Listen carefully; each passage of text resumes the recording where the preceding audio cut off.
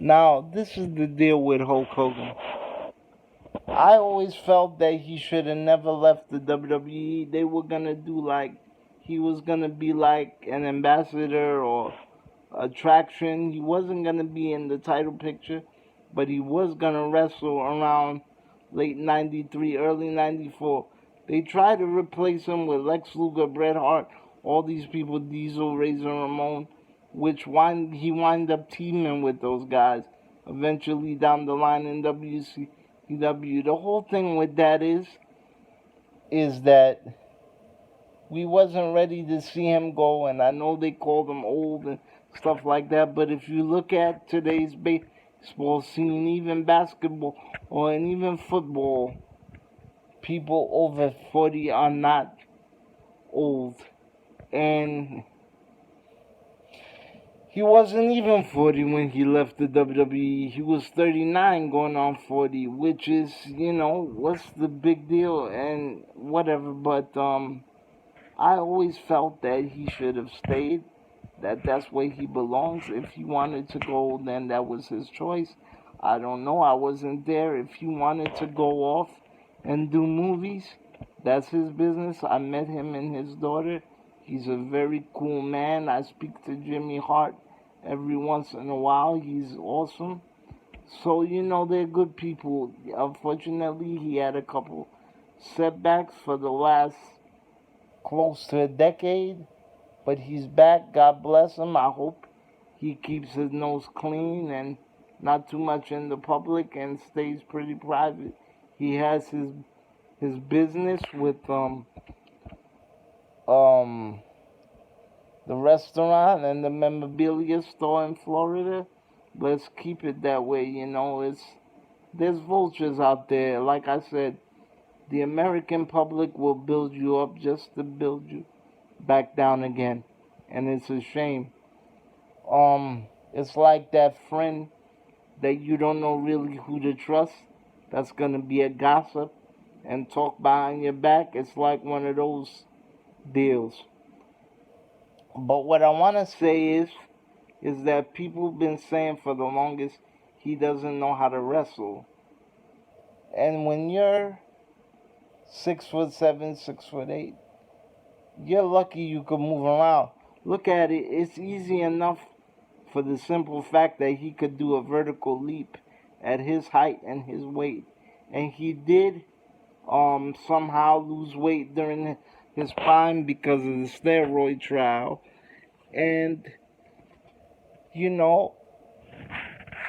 it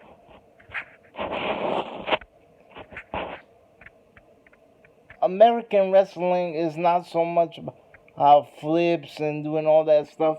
It's about telling a story. Of course, I feel the number one attribute for being a wrestler, you have to be an athlete, which he is. Which he is. But at the same time, too,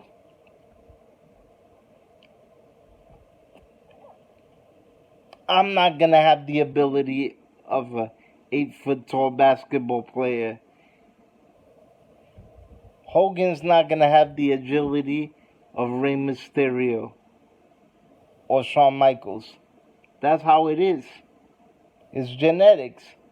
And if you listen to Bruce Pritchard's broadcast, sometimes you don't need all that shit to become an attraction. You gotta know how to work the crowd. You gotta know how to help out your partner and not hurt anybody. You gotta just work out and be what you can be with the stature of shape that you are. God made people all different shapes and sizes. So it's like, it is what it is. But at the same time, too, you don't need all that for American pro wrestling. If you go back and watch his Japan work, Hogan moved pretty well and had very technical matches. He was trained by one of the best Japanese wrestlers of all time, Hiro Matsuda. And if you go to an interview with Al Snow, I think Al Snow did it with the Hannibal, and I'm not sure when I met Al Snow if I told him, thanks for doing this, but people said that Ricky the Dragon Steamboat and Macho Man Randy Savage was the attraction of WrestleMania 3. No. Unfortunately, no. And I know I'm going to get a lot of hate from this, but I love Macho Man. I like Ricky Dragon Steamboat. Ricky the Dragon Steamboat is in his 60s or 70s, and I believe this man can go today. If he wanted to, he could wrestle today. That's how freaking talented Ricky the Dragon Steamboat is. But the fact of the matter is, people went to WrestleMania 3 to see Andre versus Hogan. When it comes to attraction, it means who brings in the most tickets. And Al Snow broke it down. And it's funny that somebody from the Attitude Era showed respect to Hogan, because back then in the Attitude Era, even Vince to one point felt like he didn't need Hogan anymore, and he wasn't. Nobody was really that old. They could have still gone. Hogan and Savage was still in their prime. If you look at today's standards, who's in wrestling now?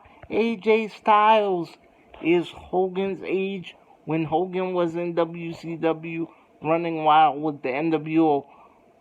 AJ Styles looks like a 24-year-old.